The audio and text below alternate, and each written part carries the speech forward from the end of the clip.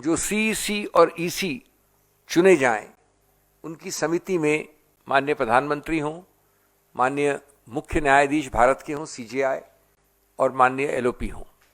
स्वतंत्र चुनाव आयोग होना चाहिए। विशेष रूप से पिछले 2 सालों में और उससे पहले भी जो हमने आरोप प्रत्यारोप देखे हैं चुनाव आयोग के विषय में, जिस प्रकार से हमने कई बार आपके सामने समक्ष रखा है, सभी स्टेक होल्डर्स ने सिवाय सत्तारूढ़ पार्टी ने आपके समक्ष रखा है, कितने 40 लाख लोग बढ़ गए किसी चुनाव में।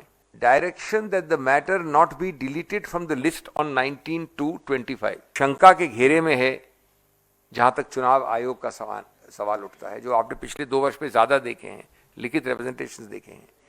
तो मोदी जी ने जो नए कानून से ढकेला है, उसको एक गणतंत्र और लोकतंत्र को अंधेरे में डाला है। आज सीईसी को चुनने के लिए आप सब लोग जानते हैं कि मीटिंग थी, और कांग्रेस पार्टी का ये मानना है कि सुप्रीम कोर्ट ने जब ये इंडिकेट करा है कि 19 फरवरी को इसके बारे में वो हियरिंग करेगा और फैसला सुनाएगा कि कमेटी का कॉन्स्टिट्यूशन किस तरीके से होना चाहिए, तो आज की मीटिंग को पोस्टपोन किया जाना चाहिए। संस्थाओं के समन्वय, जिसको हम कमिटी ऑफ इंस्टीट्यूशंस कहते हैं, और संविधान की आत्मा और अक्षर दोनों का अगर सही अनुपालन करना है, तो ये आवश्यक है कि एक ऐसा पारदर्शी, निष्पक्ष, संतुलित निर्णय लिया जाए जो जनहित का हो, जो गणतंत्र के हित का हो, और जो एक समतल जमीन लेवल प्लेइंग फील्ड, जो हमारे गणतंत्र का आधार है और संविधान की नींव है, उसको सबसे उत्तीर्ण स्थान पे ले जाए। तो ये कांग्रेस का स्टैंड है, और इसके जो बाकी तथ्य हैं वो ये हैं। आपको मालूम है अच्छे से कि कई स्टेक होल्डर्स का, कई लोग जो इसमें पूरी तरह से हिस्सेदार हैं, उनका ये पक्ष रहा है, ये स्टैंड रहा है, ये मत रहा है लगभग 2-3 साल से, 2-2.5 साल से, जब से एक नया एक्ट आया, 2 साल से कम हुआ है, 2023 में आया, जिसका नाम आप जानते हैं chief election commissioner and other election commissioners act of 2023। उसमें जो प्रधानमंत्री, गृह मंत्री और लीडर ऑफ अपोजिशन की समिति का एक आधार रखा गया है, उसमें बहुत सारी संवैधानिक और कानूनी प्रॉब्लम्स हैं।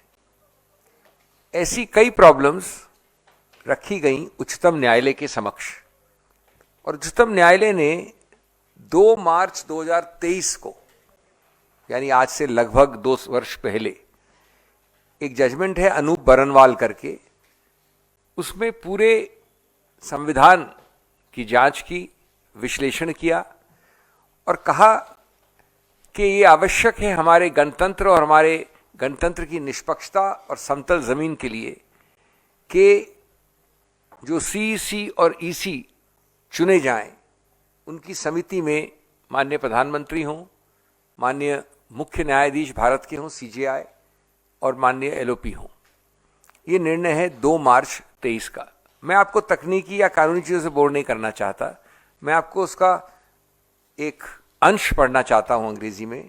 पैरा 9 में उच्चतम न्यायालय ने कहा है, the executive alone being involved in the appointment ensures that the commission becomes and remains a partisan body and a branch of the executive।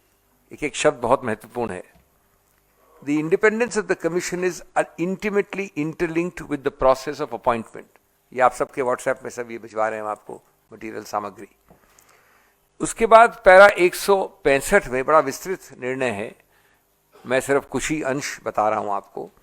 कहते हैं election commissioners including the chief election commissioner blessed with nearly infinite powers and who are to abide by the fundamental rights must be chosen not by the executive exclusively. कार्यपालिका द्वारा, सिर्फ कार्यपालिका द्वारा नहीं, बड़ा स्पष्ट है। and particularly without any objective yardstick. फिर 119 में कहा है, in order to allow independence in the functioning of the election commission as a constitutional body, the office of the CEC as well as the election commissioners have to be insulated. शब्द है insulated from the executive. और कई para से एक para और है 8, जहां कहा है कि like the judiciary, election commission को, चुनाव आयोग को न्यायपालिका का स्तर दिया गया है, क्योंकि संवैधानिक संस्था है, वो कानूनी नहीं है सिर्फ.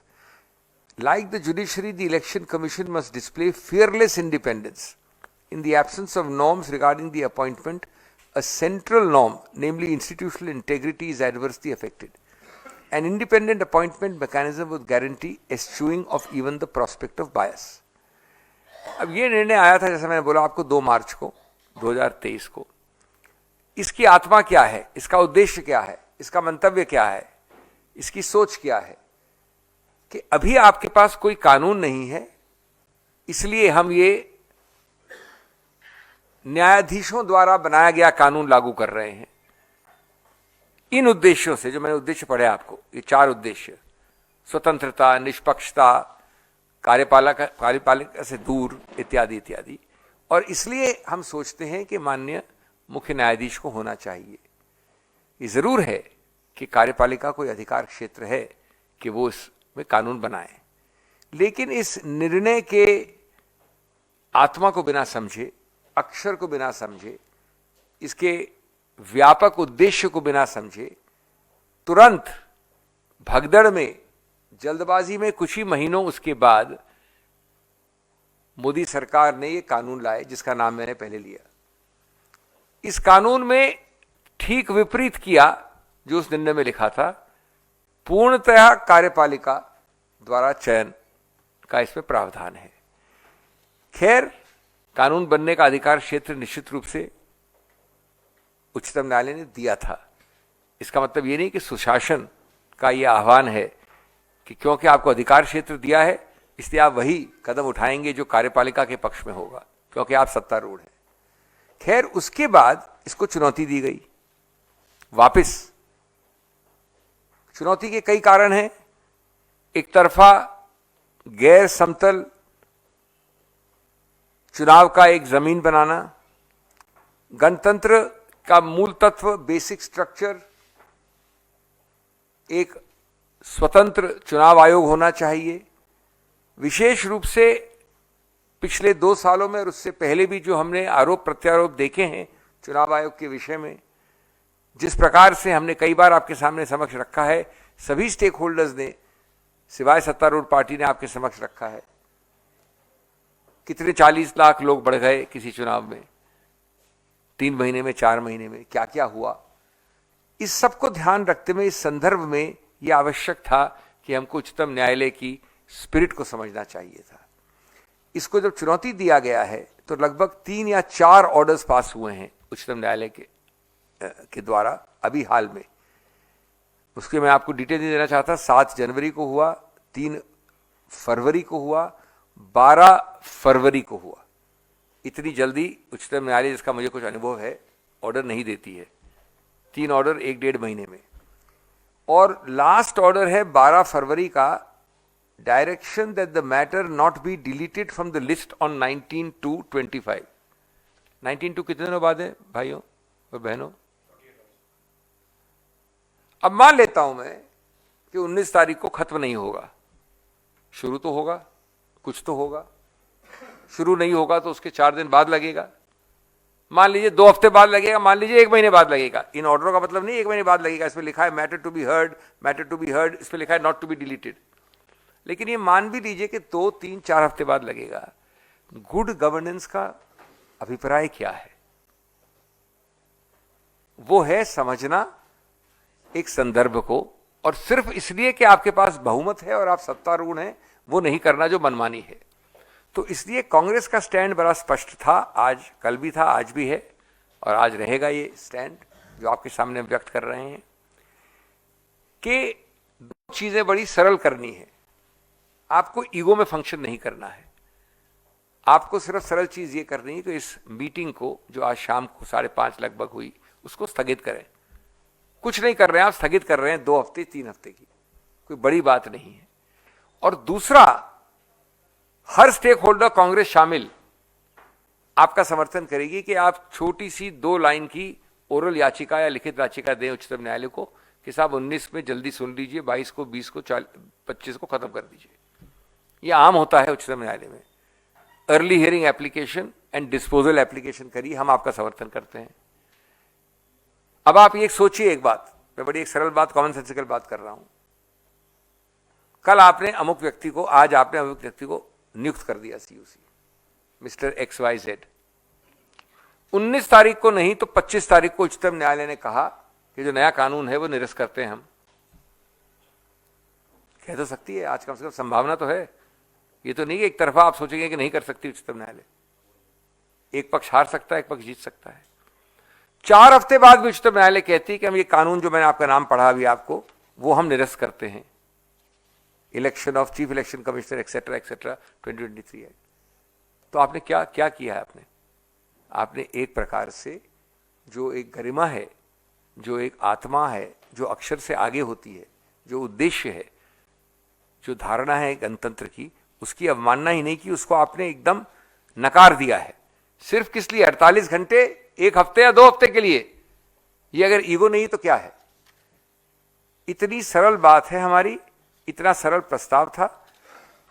जहां तक हमें मालूम पड़ा है, दुर्भाग्य है कि सरल प्रस्ताव को नहीं माना जा रहा है, लेकिन आपको बाकी चीजें जो गोपनीय होती है आजकल में मालूम पड़ जाएंगी क्या होता है।